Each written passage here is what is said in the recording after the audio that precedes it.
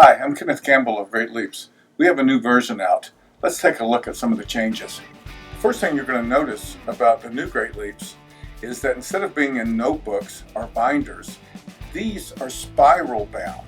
They stack better, they're much more environmentally friendly. Also, with our thick dividing pages, it's quick and simple to flip from one section to another. And the book still is open, flat, for ease of reading.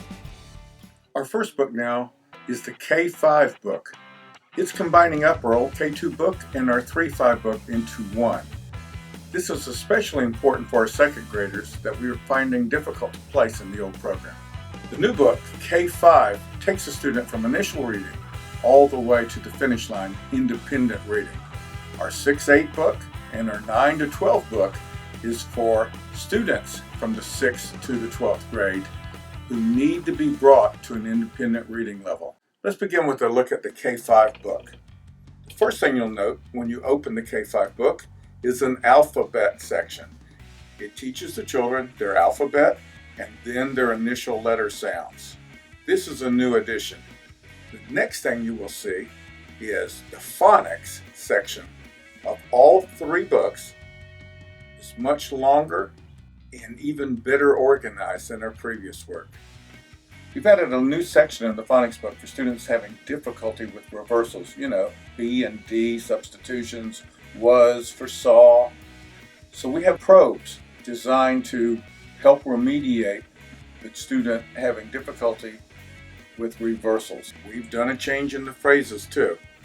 We begin with the sight words to make sure that this student has a good sound sight word vocabulary. When our students master the phrase pages or the phrase section of Great Leaps, their high frequency word errors are virtually eliminated. The stories. There are more stories.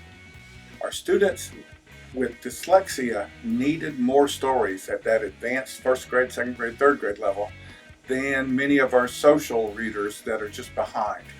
So by adding more stories, we help those children. Now, to help the children that do not need this, if a goal is made on that first or cold read, skip a story. That way, the more advanced students will move more quickly through the program. The stories in Great Leaps are in conversational English.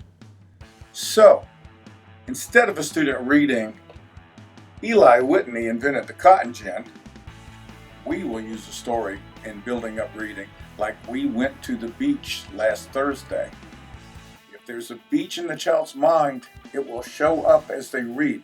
The language becomes living, and this is reinforcing. This is motivating.